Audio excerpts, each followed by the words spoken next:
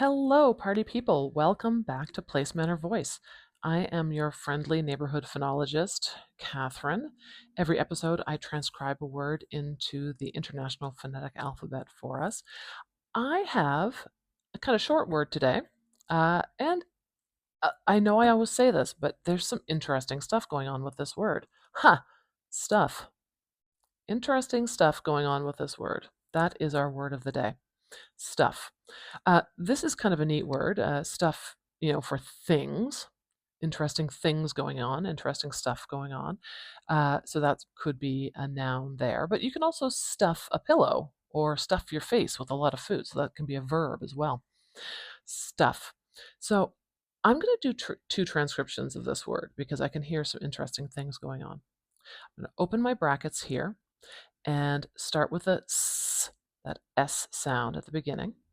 And then right after it is a t, stuff, stuff. Put a T there. So we've got an S cluster right here. It's a consonant cluster, but specifically an S cluster.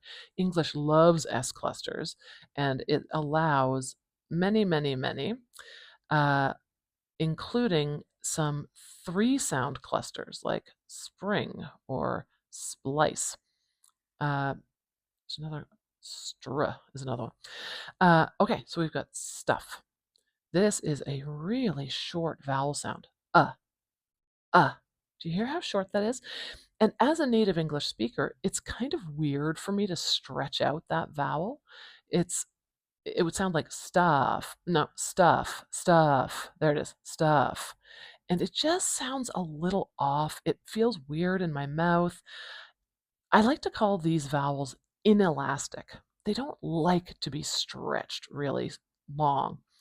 This is the vowel, the strut vowel. Uh, I like that it's called strut. It's called that because it's in the word strut, to confidently walk or like to make long strides as you're walking down the street confidently.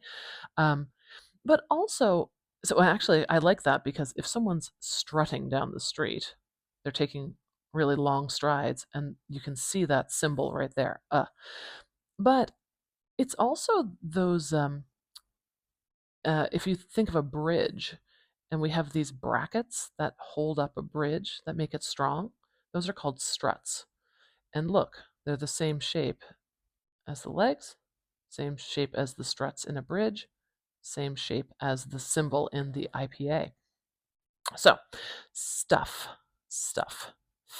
We've got a digraph here. We've got two symbols, even though they're just making one sound.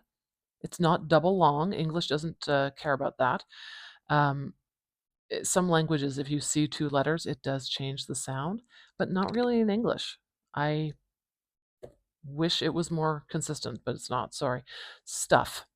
So we don't say the F extra long. We just say it like a regular length. Stuff. Stuff. Okay, and we don't have to place a syllable stress marker because there's only one vowel sound. It's monosyllabic. It only has one syllable. So I don't have to waste my graphite writing out where the stress marker is because we know it's a single syllable word. The whole word is going to be stressed. Now look what I did with my doodles. I didn't leave enough space to do the narrow transcription. Maybe I'll do it up here. So we have broad transcription here. Let's do a narrow transcription where it's much more truly acoustically what it sounds like. So we'll start with the same sound. S, s. I'm not really going to make any changes to this one. There's no need for diacritics on it. Stuff, stuff. Now, if you're a native English listener, you've been hearing me say this T. You've been hearing it because you've been expecting it. And your brain is translating what I'm saying and understanding it as the concept of a T. But I'm not really saying a true T, am I? A true T in narrow transcription, oh, I don't have any room.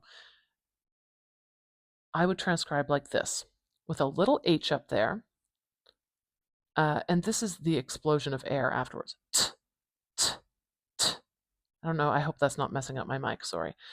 I'm not making that crisp, sharp T sound in stuff. Stuff. And this is something that happens in S clusters. A lot of times, uh, these stop sounds will lose. Oh, sk is another one. Will lose that little puff of air. So I'm going to put this here, and the rest is going to be the same. Stuff, stuff, st. If you take off that S and just hear duff, duff, your brain might understand it as a D sound. And that's because D in English does not have aspiration. It does not have that little puff of air like a T does. So our brain will just default to the next closest unaspirated sound. Ooh, this is getting technical.